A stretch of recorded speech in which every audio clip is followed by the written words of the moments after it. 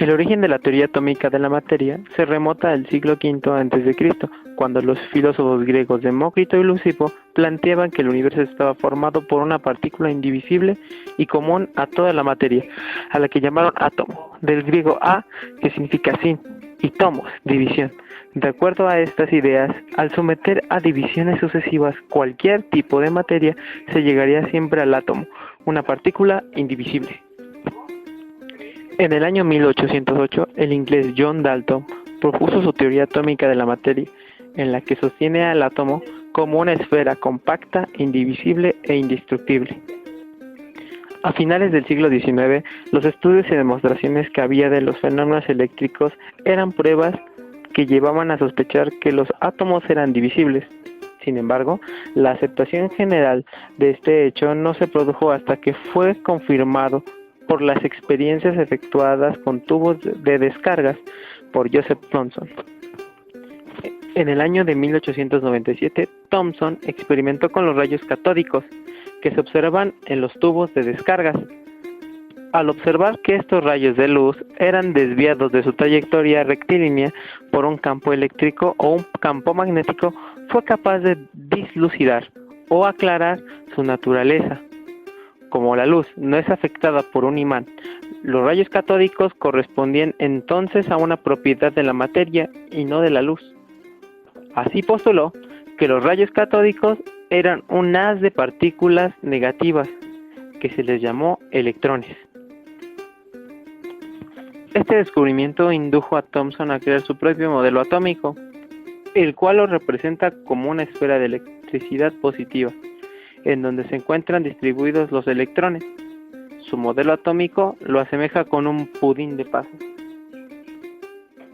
En la misma época, Eugene Goldstein, empleando un tubo de rayos catódicos modificado, observó que aparte de los rayos catódicos, los electrones, existía una luminiscencia que se alejaba del ánodo, polo positivo, y se dirigía al cátodo, polo negativo. A estos rayos los llamó rayos canales. Goldstein postuló que estos rayos estaban compuestos por partículas positivas a las que posteriormente se les llamó protones. Los descubrimientos del protón y el electrón revelaron que el átomo tendría una estructura compuesta que contiene protones y electrones en igual número, para ser un todo eléctricamente neutro.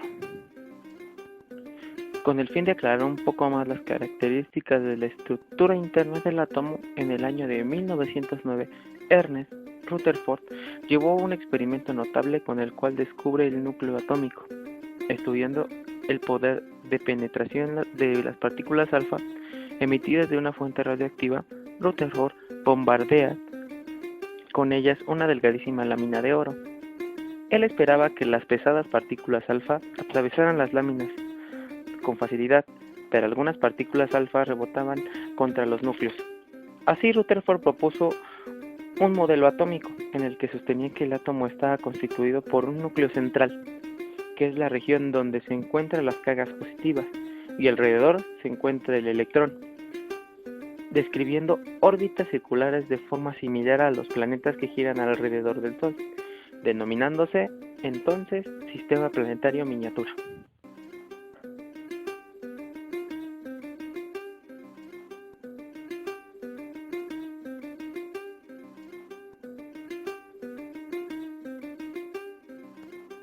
Dos años más tarde, Chadwick descubrió el neutrón.